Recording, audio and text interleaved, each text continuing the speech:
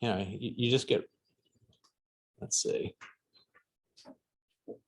Okay, we're recording. So with that being said, we're excited to kick off the Tuesday gardening series here again at Reynolda. Spring is getting close. If you've been out in the gardens, the Edgeworthias are starting to flower. The little Iris reticulatas are flowering out in the East Garden. So it's kind of like, it's just around the corner. You know, there's hope. There's been a lot going on in the garden since we last met together for the gardening series. If you haven't been to the gardens, you need to come and meet Lois, the new magnolia in the garden. So all the magnolias have been replaced in the lower formal gardens. That was a pretty exciting project to get done. Yesterday, we actually finished planting all the deciduous azaleas and the evergreen azaleas, replacing that east-west axis in the lower formal gardens. That's an exciting project that's made possible by Loy McGill in honor of her husband, Paul McGill, which he was the first superintendent or, manager of Reynolda Gardens. But, she did that in honor of him. So we're really excited. It was probably about 130 azaleas that we planted yesterday, right in time, so we didn't have to water them. But we're excited. There's a lot going on in the gardens. Everyone's already asking about the cherries. I would say, start saying, keep an eye on social media. We'll update, but maybe about mid-March is probably when the cherries might start coming into bloom. But we'll update you on that. Looking ahead at the gardening series, on March 1st, our next Tuesday will be about the fascinating world of ferns. Other ones to keep an eye on is April 12th, we're going to do our spring plant sale preview, which that's kind of like a little insight into some of the goodies that we'll have for the plant sale. With the plant sale actually happening on April 23rd. So make sure to mark that date. But I also encourage you, if you're a friend of Reynolda Gardens, you're going to get early access to the plants. So, if there's that one plant that you've got to have, that's the best way to get a hold of it, is to become a friend of the gardens, because we open up plant sales to friends first before we open it up to the general public. So, it's just one of the little advantages of being a friend of Reynolda Gardens. But, another part is just supporting this great place that I think is a great asset to our community. So with that being said, I do want to thank Kelsey for taking this on. She's a part owner of Village Fabric Shop in Reynolda Village. She said they're just getting ready to celebrate their first anniversary here.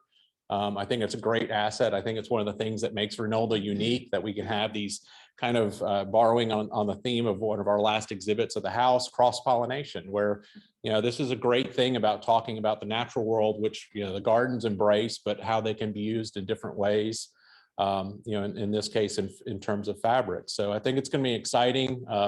Maybe it'll lead up to a neat natural dye workshop, or of making some things in the gardens, of using natural materials. So we're excited. Amy Dixon, our horticulturalist, was kind of the bridge. She had done an article about something like this. She's actually going to do her garden focused on showcasing some plants that you can make natural dyes from. Not necessarily that we'll be able to harvest enough from our garden, but just to show you what the plants are, so you get to see them in real life. But with that being said, I'm going to turn it over to Kelsey. If you do have questions, just go ahead and put them in chat, and we'll try to answer those at the end. But I hope you enjoy this, and we hope to see you every Tuesday throughout the spring season. So with that being said, I'll hand it over to you. Thank you. Okay. Well, thank you for having me, John, and thank you all for being here and on Zoom and in person. I'm excited to share all about natural dyes. I'm going to try to do a kind of an overview of what natural dyes are, how we use them, and some about growing them or collecting them. And I'm going to start with just a little bit of background of who I am and where I'm coming from. Natural dye is chemistry. It's really a science. And I am an artist. I am not a scientist. So I always prerequisite, if there's any chemist in the room, I apologize if I tell you information. So But I'm really excited about doing more stuff with Reynolda Gardens. And I think that we can do some workshops with the plants that Amy's growing. So I am going to share my some pictures up here. So bear with me for a second. Oh, that's not there anymore. I think this is the right one though.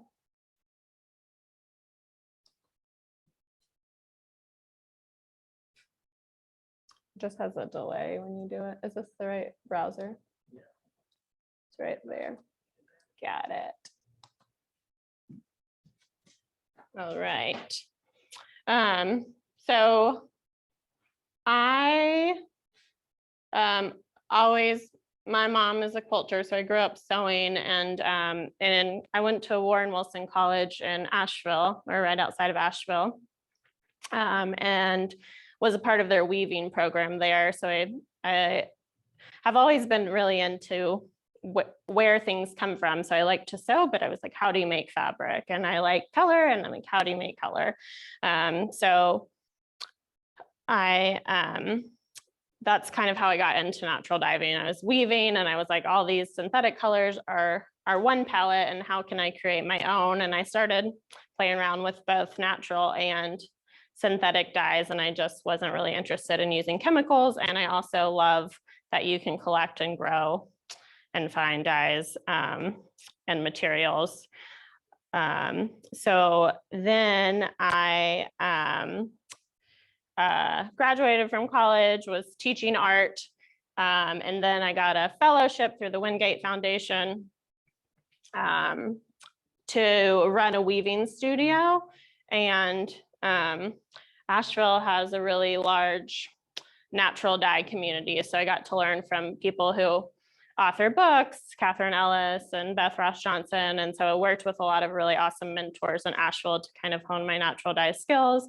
And during that fellowship, we built a big natural dye garden. So that's kind of the first big group garden that I worked in, growing a lot of different natural dye and fiber plants right outside of Asheville.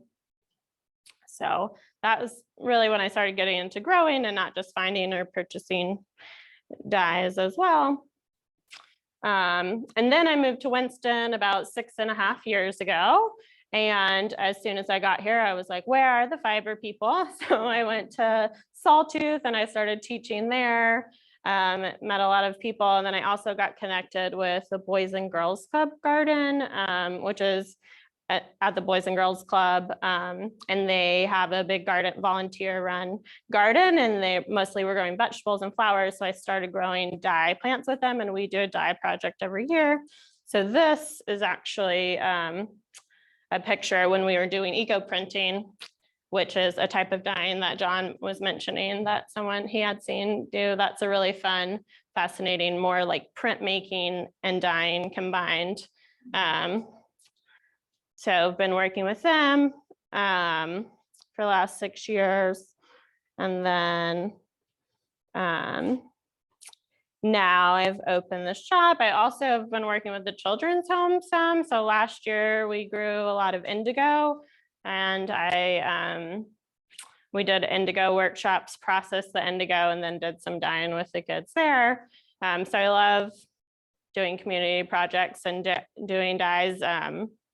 I've talked to farmers about growing them on scale, but mostly I've done for smaller projects. So, but I'm interested in just getting education and dye and art out there in the world to whoever's interested. So, and then my art also, I use natural dyes. This is an art show that I did about a year after I moved here, where I collected dyes from around places in Winston, since I was new here, that I would go to a lot. So I came from Asheville and I was missing the very easy access to the mountains. So I spent a lot of time on any trail I could find. So I would come here a lot, and I would go to Bethabara a lot, and then Old Salem. So these are actually 2 pieces from Bethabara and Old Salem. So I actually got the dye plants from their gardens with permission, of course. And so natural dyes have a long history in Winston-Salem because the Moravians were growing and dyeing, and you might have seen using the dyes there. So I think that Bethabara one was safflower, which is a historical dye that can be yellow or red. And then I can't remember what color that green is, but it was from Old Salem Gardens. Circling them. And so now I'm going to talk a little bit more about what natural dyes are, and then I'm going to go into how you get them and then how you use them. So natural dyes, like I said, a chemistry, so it can get really complex. It can also be really simple, and it can kind of be what you want it to be. I think that they have become much more popular again in recent years with more focus on environmentally friendly practice. The textile industry is the second largest polluter in the world, second to oil. And a lot of that is because dye processes use a lot of water and pollutants and harsh chemicals. So moving into more natural dyes is a much more eco-friendly way to do that. So it has gained popularity, and with that and the internet and social media is a lot of information, which I focus more on historical dye plants and practices, because the reason that they've been used forever is because they're really good dyes. There's also a lot of plants that you can use that will give you color, but they might not last forever. And that's fine if that's what you want. So I don't think there's anything wrong with having something that's going to fade when you wash it, or having something that's when it's light. It's just good to know, because you can have an intention of making something permanent, making it heirloom, or not. And there's no wrong or right. I'm not a big rule follower, but I think it's important to know that. So natural dyes can be a lot of things. They mostly come from plants, and a lot of flowers and leaves, stems, stalks, all parts of plants are used. Depending on which plant that you're using, they have more dye in certain particles, and they also might have more different color dyes. Like a dandelion can be used as a dye, and the roots are a different color than the leaves, and the leaves are a different color than the flower. So that is probably the widest range. Trees are also, there's a good amount of trees that are used as natural dyes. And sometimes it's bark, and sometimes it's their leaves, and sometimes it's the heartwood, and seeds. Black walnuts is a very good and popular dye that you can find right over there and collect in the husk. Lichens and mushrooms are also a kind of a separate section of dyes. They have been and can be used in a lot of different ways. And then the fourth source of natural dye is animals. So probably the most popular animal is cochineal, which is a beetle that eats prickly pear cactus. And so their shells, which is that picture in the bottom corner, is cochineal beetles.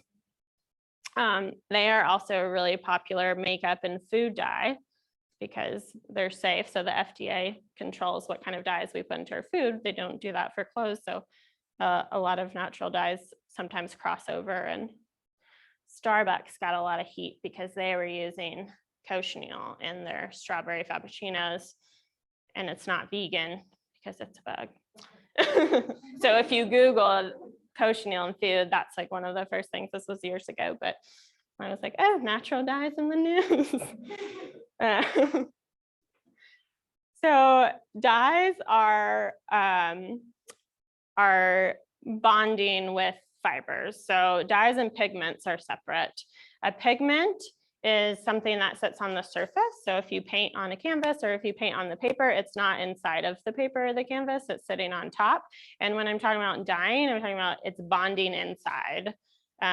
So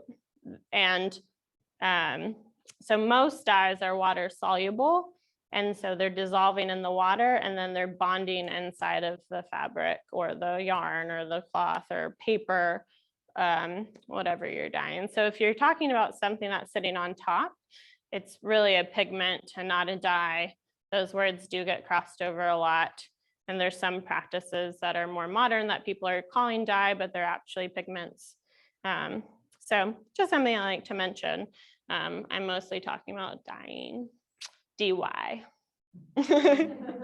DYE. And you can get pretty much every color and shade of the rainbow with dyes. Yellow is the easiest color to get, and brown and tan, orangey yellows, browns and tans. There's a ton of plants yellows. Most flowers are yellow, even if they're not yellow when they're growing, they would give you yellow on cloth. Weld is W-E-L-D is my favorite yellow dye because a lot of yellows aren't fast. Fast is a word in the dye world meaning permanent. So fugitive is the opposite, where if a fugitive dye doesn't last. So light fastness and wash fastness are two things that you might want to think about when dyeing. And again, it's really a purpose. If you're just having fun and the process is the experiment, might not matter if it stays yellow for a long time, but the sun and if you're going to be washing something is going to change it over time.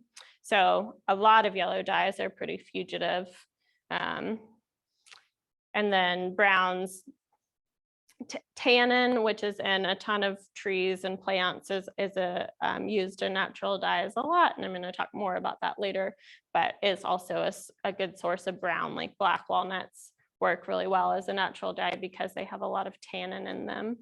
And oak leaves are used in eco printing where you make a print with a dye because they have a lot of tannin in them. So cloth likes tannin. So those are a lot of sources of browns and oranges, combining yellows. Dyes mix like paint.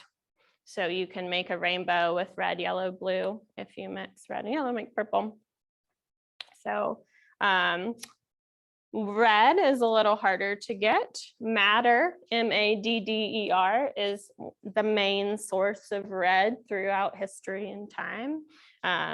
King Tut in Egypt's tomb, when they unearthed him, he had cloth on him dyed with madder that was still red. And it's really like used throughout the world, throughout history as red. If you have a red cloth, it originally came from madder until synthetic dyes took over. Cochineal, which is that frog I was talking about, is also a red. It can be pink and purple depending on cloths. I have some over here that you all can look at later. I know on Zoom you can't see that, but I have more pictures too. And then there's a few, like safflower that I mentioned earlier is actually a historic dye. It's not very fast, but if you change the pH water with safflower, you can go from yellow to red. And the term red tape actually came from the British dyed their ribbon that they sealed documents with safflower and then red tape. So there's a lot of historical references that we use with color that came from dye because it was kind of how people first made color. And then the ever favorite blue is indigo, and woad are really the only natural sources of blue. And it's such a good source that all synthetic blue is the same chemical makeup as the plant indigo. And woad is a plant that has the same indican, which is the pigment that comes out of indigo leaves, is woad. So woad and indigo are basically the same things. There's just a lot of plants that have that. So there's a lot of different types of indigo, but they're all basically the same dye. in Europe, indigo doesn't grow very well, so they grow woad, which is the only reason that it can be popular, because it can grow there, and they colonize the world. So they controlled a lot of that. And then you can mix those. So weld yellow and indigo blue and madder red to get oranges and yellows in different shades. So you can really make all the rainbow pretty good.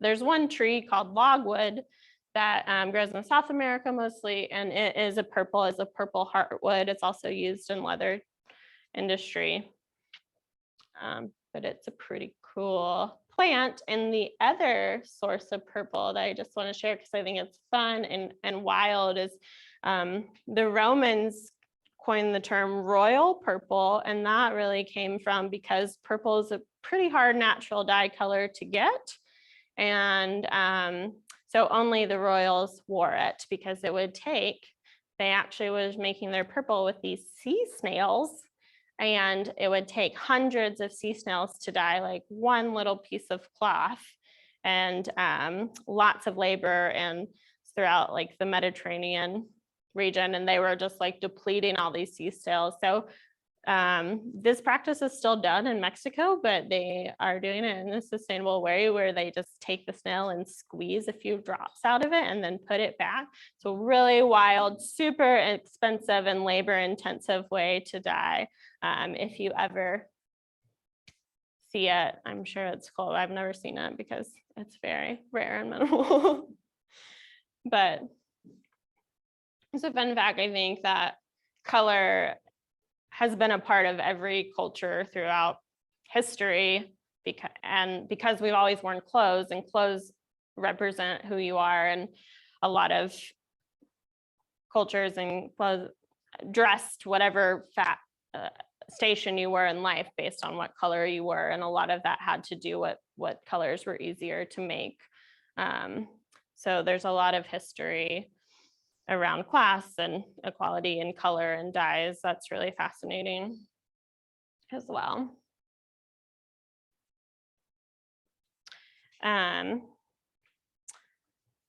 So I am going to talk about more about kind of where they come from, how to get them. So we can get all the colors, but what's the easiest way? And browns I mentioned are tannin. Tannin and iron make grays.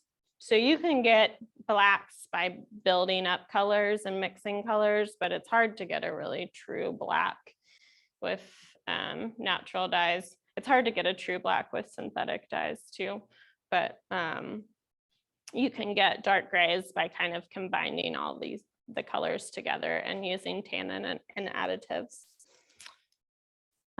So one way to get dyes is collecting them. So there's a lot of, like, black walnuts, goldenrod is the one that grows on the side of roads everywhere. Staghorn sumac is one that I collect a lot, and it's on sides of highways. I've cut some in the gas station parking lots before on a road trip.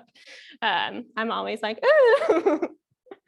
But I also like to mention that it is good to have permission wherever you're collecting dyes, and to collect responsibly. So I mentioned lichens are a dye, but lichen is important to ecosystems, and it's also a very slow growing fungi. So I don't know if it's actually a fungi, but I think it's like in the middle, I think.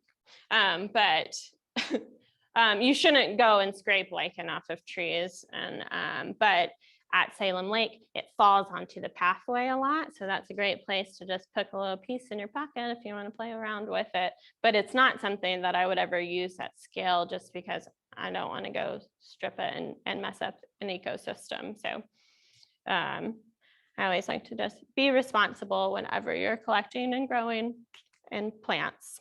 And then you can also, all of these things I'm talking about, you can purchase. So natural dyes come, obviously, like what a lot of the pictures I've shown is a fresh plant. So you can take a fresh plant and you can make dye out of it. You can also dry that plant and use it later, because much like an herb, there are some dyes that lose potency over years if they're dried, just like herbs with cooking. But they still have some, just might not be as strong as they once were. You can also make extracts or buy extracts. So that is like making a tea out of dye and then boiling off the water and drying that powder out. And then you have a water soluble, super concentrated dye method. So if you aren't going to grow or collect dyes, you can buy all of these things, and they come in extracts, or they'll come just dried, and they'll come dried ground, or they'll come dried chopped. So the smaller particles, the smaller you chop things, the easier they are to extract into water. So you're going to get the most efficient use of your materials if you're making them smaller. But it's more, I think you balance your time and what you want out of it with how much time you spend grinding things. I have a blender, like a Goodwill blender that I grind things in a lot.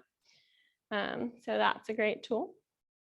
And then you can also collect by grow dyes. So I'm just going to show you weld, madder, and indigo, because those are my 3 favorite: yellow, red, blue, and I can make everything with them. So this is weld. It's also called dyer's rocket.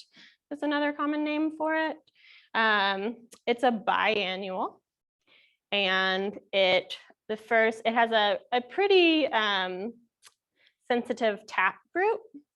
So if you transplant it, it usually dies. I found that you can transplant it if you put them in tubes, if you start seeds in tubes, and then just really carefully transplant it, and then don't disturb it for a while. But the first year it kind of grows, it's some small leaves in a smaller shape, and in around like a foot by a foot space. And you can collect some of those leaves after it's matured a little bit that first year to dye with, but you're not going to get a lot. And the second year it shoots up in these pictures, these big yellow rockets that have yellow flowers. And that's usually, you chop down the plant at that point and you use the whole plant to dye. The dye is most concentrated in the leaves, but there's also a good amount in the stem. And it looks fairly green, but as soon as it starts to dry, it actually looks more yellow, which is true with a lot of plants, a lot of dye plants. And because the dye is in the leaves, once it starts, this is true for most dye plants, once they start to seed is when you want to cut them down right before that, because they're starting to put their energy into the seed instead of the leaves. So you're going to lose dye content at that point. I would not consider it an invasive here, but it will self-seed really easily, but it's so easy to kill because its taproot is so sensitive. But each one of those flowers in that big long stem has hundreds of seeds. So each plant produces a ton of seeds. So it will self-seed really easily, but if you step over it or something while they're little, you'll kill them. Or if there has competition, it will also kill them. So it doesn't spread outside of a open bed really easy, but it does self-seed. So it's quite easy to keep on growing it once you have it, if you want to. And madder is a root. It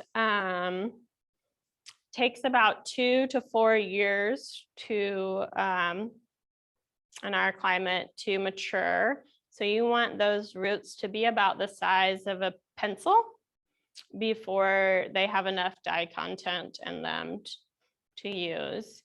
And the top of it is here in this picture. It's pretty like a sticky 5 or 4-sided square plant, and it will spread on its own. So it's a vine, and it will go and set down more roots. So you can actually make more root production, which is what you want, by taking those stems that are growing up and burying them as it grows and mounding the base of them, and you'll get more more roots as it's growing.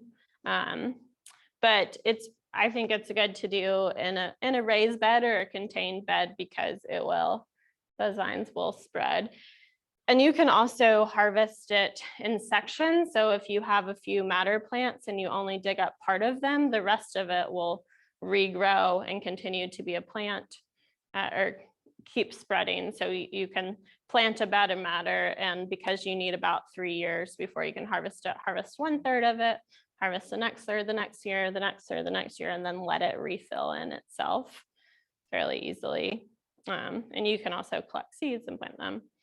But madder is a really cool dye. It has about 26 different dye colorants in it. So getting the red can be quite complicated. There's a color called turkey red that they made in modern Turkey that a lot of people have tried to emulate it, and it's in old tapestries a lot, and they can't get that specific color of red. It can be sensitive. And indigo is, like I said earlier, there's a ton of different types of indigo. I grow Japanese indigo, which is Polygum tinctorium is its scientific name. It grows really well because we have a similar climate to Japan. So you can grow true indigo here too, which has a high indigo content. And there's a lot of other plants that have indigo content. There's also, because indigo is the color as well, and not just a plant, there's a lot of plants that have blue flowers that are called indigo, and those don't have dye content in them. So I get that question a lot about like, oh, I have this indigo, but most of the time, if it produces a blue flower, it's named indigo because of that. It's not because it's a dye plant. And this is a friend's farm we were testing how much indigo we could get from one bed. And its dye content is in the leaves. So the leaves are what you use. And then I just like to mention you can grow a fiber too. So I always grow with the kids I work with some cottons. This is a red leaf heirloom cotton that has really beautiful maroon leaves and stems. It grows white cotton, and then that is on the other picture. I don't know if it's left and right, depending on who's twice, but that's why I'm like the other one. It is actually a brown cotton that I got from Old Salem. So Old Salem grew it, and the cotton is naturally brown. So there's a lot of heirloom cottons that are all different colors. You can get a lot like green, naturally green cotton, so you don't even need dye. That's really interesting to look in. I also just grow these more educationally, so not really at scale. It's just a fun and really pretty plant to grow on a small scale, and to talk about. This is where our clothes come from. You can grow flax as well, which is where linen comes from. So. Okay, and now I will move on to how to dye. So we have all these plants, we can collect them, we can buy them, we can grow them. Then how do we use them? So there are two main types of fibers. There's protein fibers and there's cellulose fibers. Proteins are from animals, so like wolves and alpacas and other fiber animals. Cellulose fibers are from plants, so cotton, linen, other type of plant fibers, hemp. So dyeing them, protein fibers are easier to dye because protein likes dye better and cotton can be a little harder, except for indigo. Indigo is the only one that is easier with cotton. So making those dyes permanent onto your fabric is one of the most important, and I think with like popularity of social media, natural dyes overlooked thing about dyes. So natural dyes can be really fast and permanent if you prepare your fabric properly for them to accept the dyes. So I think a lot of people always say to me, oh yeah, but natural dyes fade. And I'm like, well, they don't if you are doing it correctly. Chemistry. So, but probably the easiest type of dye to use are dyes that you don't need to do much with the fabric. All fabric, if you're dyeing fabric, it's being treated with something before it gets to you in the process of it becoming from plant to or animal to fiber. So it has coatings, like even sheep have lanolin, which is oil that will not accept the dye. Cotton, even if you grow it, has natural wax to it that has to be washed out. So you always need to like pre-wash your fabric before dyeing.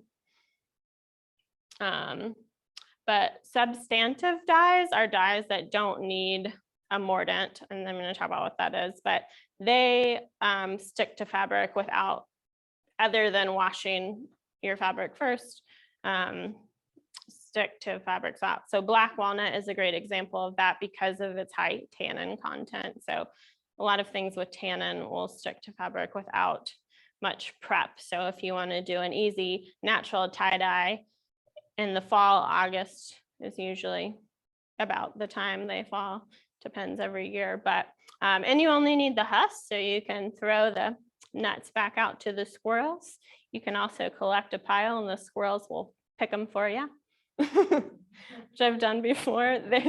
They do have, I've just like laid out a tarp with a lot under a porch and put and the squirrels just will eat them off for you, and then you already have broken up little husks for you. These will dye your hands as well because we have protein fiber as skin.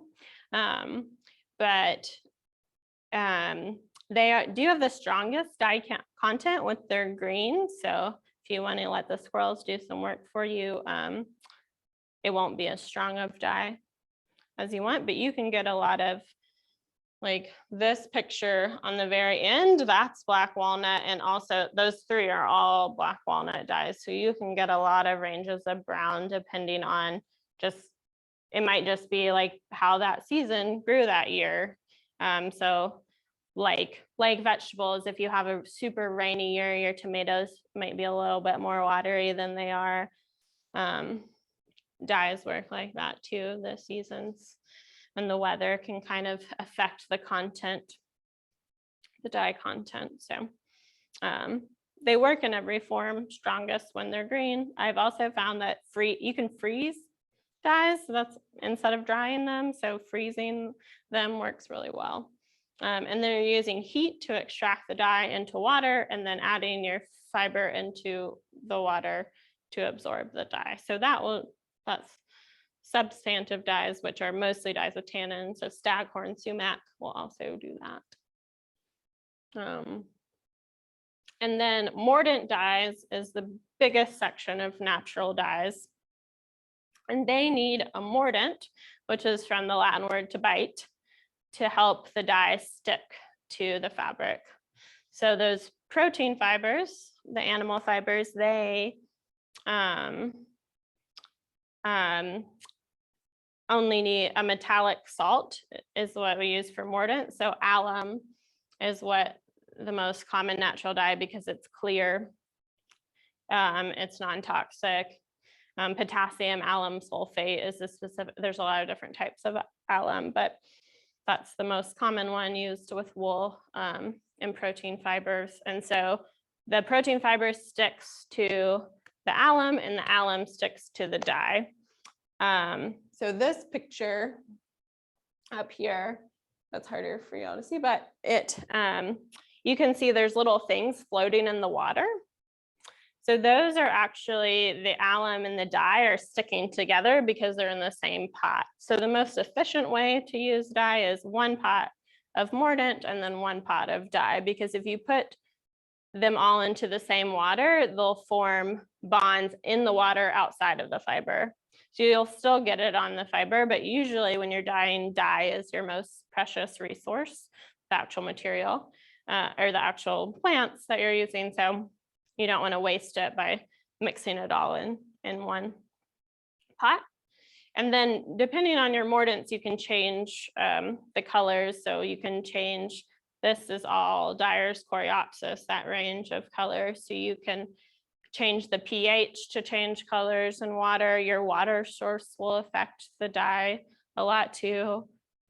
Rainwater is great. The pH of the water will affect it. If you have any iron pipes, iron will always darken colors, so it's really effective. A copper pot will also change your colors. A lot in the past, a lot of natural dyers have used more heavy metals like chrome and tin, but those aren't very safe for us to use and not great to pour down your drive. So iron is the only one that I use now. I might sometimes throw like a piece of like scrap copper into that, but I don't use it very often. Iron I can control, I weigh it and control the amount. You always want to control the amount of any metal like that you're putting in, because if you're pouring heavy amounts of iron down your drain, it's not great for the amphibians. So we want to be kind to our frogs. So alum, and then, cellulose fibers, for this. So they like tannin, so they need a tannin, and then they need an alum, and then they need the dye. So that's really a 3-step process. So oak galls are one of the clearest source of tannins. They're little balls that grow in. There's a type of wasp that lays its eggs in oak trees, and then the oak sends a bunch of tannin to make this ball around those that nest, I think. Not a scientist. And then there are little balls that are on oak trees. So those are really high in tannin content, and they will fall off and you can collect them in the woods. There's different types of oaks have different types of galls, Gulls. But oak galls are the best source of clear tannin, because a lot of tannins lean brown. So a lot of cotton natural dyes have a brown undertone to them. If you think about, if your head goes to a natural dye palette is kind of really muted, that's because it's easier to get brown tannin, which you need for it to be permanent, but it doesn't have to be. You can get really clear, vibrant colors with natural dyes. You just need clear tannins. And then tannin sticks to alum, which sticks to the dye. So those are mordant dyes. And then I mentioned earlier about additives. And so this, you can also play around with different, so this is like I thickened alum and put it onto the, I mordant this is a piece of silk, so it's a protein fiber.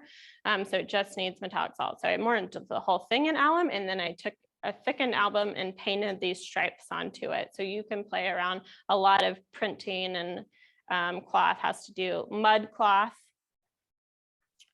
is usually mud. It's iron rich mud. So it's really the iron in the cloth, and they're usually doing prints with wood blocks with mud cloth. So you can purposely put different things onto your cloth to get the color to absorb more in certain places to make patterns. And then that dark column in that row in that picture, those are all that iron additive. So after, I do it as always in an after bath, so I can use the smallest amount of iron possible. So after after the mordanting and the dye, then do an after bath and play with the pH and use different water sources, and you can get slightly different colors. Natural dye is pretty sensitive to whatever it is. You need a non-reactive container, which I didn't blankly say, but stainless steel is great because it will not affect your color. Okay. And then indigo is its own dye. It's called a vat dye. So there are other vat dyes, synthetic vat dyes, but indigo is really the only natural dye that you would do as a vat dye. And vat dyes are dyes that are not water soluble. So you have to create a vat in order for them to bond with the water. in order for it to adhere to fabric. So when you have those leaves, you have to extract the pigment from them and then make a vat with that pigment. So in order to, this is a picture from India. So they have these giant tubs and they actually have people get into them to slosh around and extract the pigment. I've done this on a much smaller scale with rakes and buckets. So what they're doing is aerating. So you soak in India, and what I do on a small scale is soak my leaves, chop the whole plant down, soak the leaf in water and let it ferment for about 3 days, depending on how sunny it is. So really it's decomposing, and the water will turn this like antifreeze green kind of neon craze. It's a really wild color. And then you add is lime to raise the pH and aerate it. And when you're aerating, you'll start to see these little blue particles break away from the water because they're not soluble. So they're breaking off, and then you let it set and you dry it out in the sun. So this is my like small drying scale. It just has a piece of like silk organza to catch all the particles, and then I dry it, and then I have powder. And this is indigo pigment. So this could be used as to make pigment, to make paint that will sit on surface, but to make a dye, you need to make a vat. So a vat is when you need 3 things. You need the indigo, and you need a base because you need an alkaline environment. So you raise the pH in your thing, and you need a reducing agent. And that takes basically the oxygen out of the vat so that the indigo can bond with the water, and then it will adhere to your cloth. So I make organic indigo vats. So you can use fruit sugars. You can actually use fruit, fructose. The most common vat that I make is an iron vat. So the iron, because it's oxidizes, will do that process. So you mix those 3 things into a vat and then let it reduce, and then dip your cloth in. You don't need any mordants for indigo. Because the vat's a high pH, that's why it works better with cellulose. Wool isn't, and animal fibers are sensitive to high pHs. They'll die, but it's not great for the fiber. It will start to break it down. So if you look at old tapestries that have wool, the blue will actually start to degrade faster if it was dyed in a high pH vat. And then you pull up your cloth, and it will actually be yellow or green, depending on what you're reducing it with. And then the oxygen actually turns it blue. So it's a really beautiful, fascinating process to watch as well. And you build indigo by you build blue by dipping it multiple times. So if you've ever had a pair of blue jeans turn your legs blue, because this is the best way to make blue. Nature did it first. Synthetic blue is basically the same chemical makeup as indigo, the plant.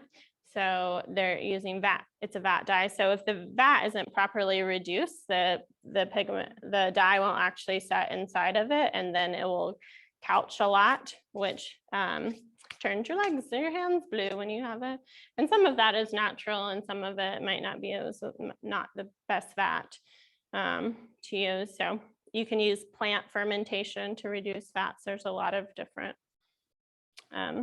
vats that people have made over the years.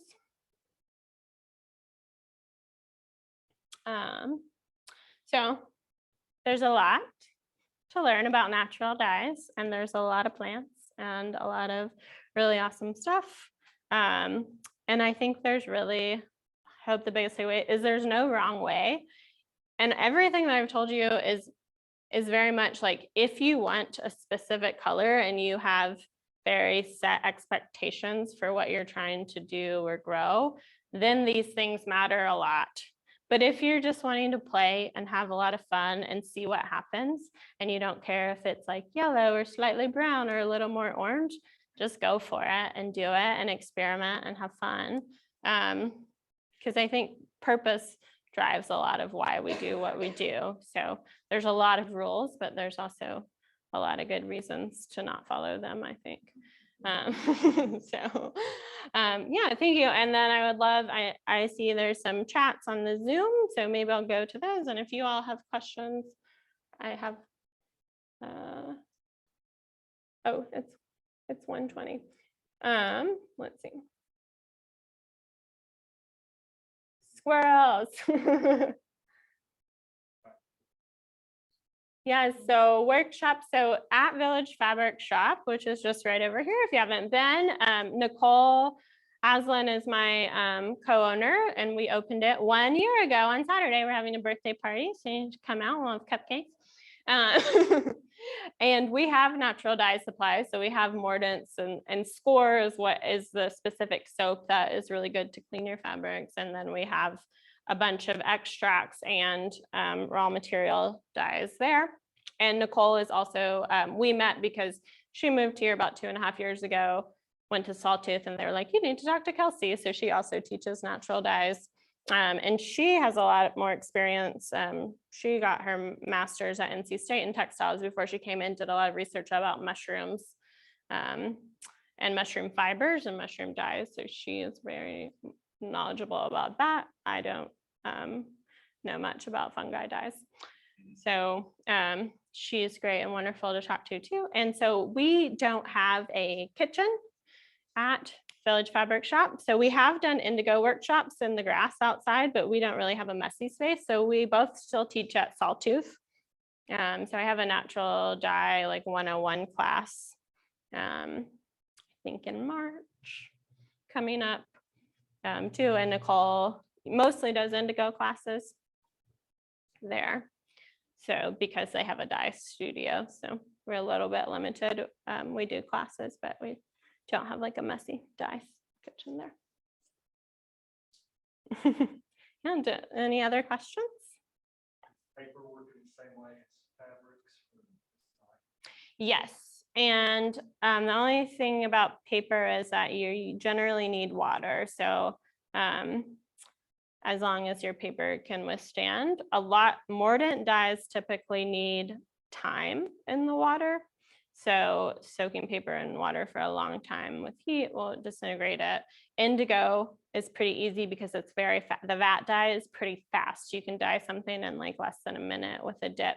And paper normally isn't, well, it depends on what you're doing, but it's more likely that you might not need it to last 100 years. So, but yes, because it's cellulose, if you dye the fibers and then make the paper, it might be easier because of the water process. But you can definitely, it's a cellulose fiber, so it works the same. Yeah. And how about like eggshells, like for Easter? Yeah, I actually did a natural Easter natural dye class. So these are all plants and natural materials, but they're not food safe. So one thing I didn't mention is that you shouldn't use your spaghetti pot to do natural dyes. You should have separate materials because even though they're plants, they're not edible. Easter eggs work. They have protein. Vinegar is kind of like a mordant for them. It's really an acid to help the dye set, but you can use food stuff that doesn't really work for fiber because it's not really permanent at all, like grape juice and beets and cabbage, which is very stinky, but if you boil cabbage, but onion skins work on fiber and Easter eggs. These dyes will all work on eggs, but I wouldn't eat them if you're dyeing them with madder, just because it probably wouldn't hurt. It's not food. It's not a food. So, but you can use like beets will just stain, or more of a stain, like they stain your fabric, but it will fade to yellow really fast. If you've ever gotten beet juice on your clothes, it's not really a pink dye, but it will work for eggs. Your egg won't stay pink forever. So yeah, you can use that purpose as usually short term. Unless you wanted to blow them out, you could make people, if you look at madder eggs, there's like really intricate ones where they make more like keep them. So yes. It's a good resource for plants that you So a lot of like smaller seed companies will have them. Medicinal Herbs has dye plants. Fedco usually has some. Who else? There's yeah, those are the two that I've used the most. So True Seeds in Asheville sometimes has some dye seeds. So, yeah. And sometimes Fedco has starts, they'll mail you, they're not here. And maybe next year, Reynolda Gardens. At the plant sale. We'll add it to the list. Yeah. So, yeah, do I miss any? So inks are, somebody asked about inks. Inks are more pigments. So you can, Nicole actually, the my owner of Village Fabric Shop teaches a natural pigment class at Sawtooth sometimes. So those are mostly like minerals from the earth. A lot of pigments come from dirt instead of plants, and those would work as inks. You can make dye into pigment by doing that mordant where you bond them in the water and then you add soda ash, so you lower the pH and then let it settle. But so I've done that a little bit, but I'm not that knowledgeable about inks and using that, but it's possible. I've been thinking, I believe I've seen indigo seeds, Johnny's seeds catalog. Yeah, for indigo. Awesome. All right. Well, thank you all for listening to me blabber. Kelsey a hand.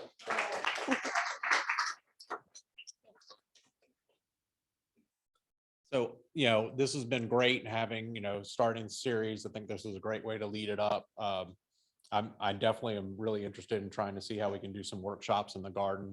We can get as messy as we want to, and we often do in the garden. But thank you again for your time. Definitely go visit the shop. I mean, you got some fantastic resources down in the village. So, and then you can finish up with a donut or then walk the donut off and on the trails. So it's one of those things that there's a little bit of everything for you here. But we thank you. Next week, of course, we'll be talking about ferns. Hopefully that'll lead up to maybe doing some like fern propagation workshops or things like that. But it's great to get this started again, and we love having you out here. If you aren't a friend of Reynolda Gardens, consider becoming one. It's great access to these classes, great access to plants, and it makes it available to everyone. So with that being said, thank you. Y'all enjoy the rest of your week, and watch out for the rain.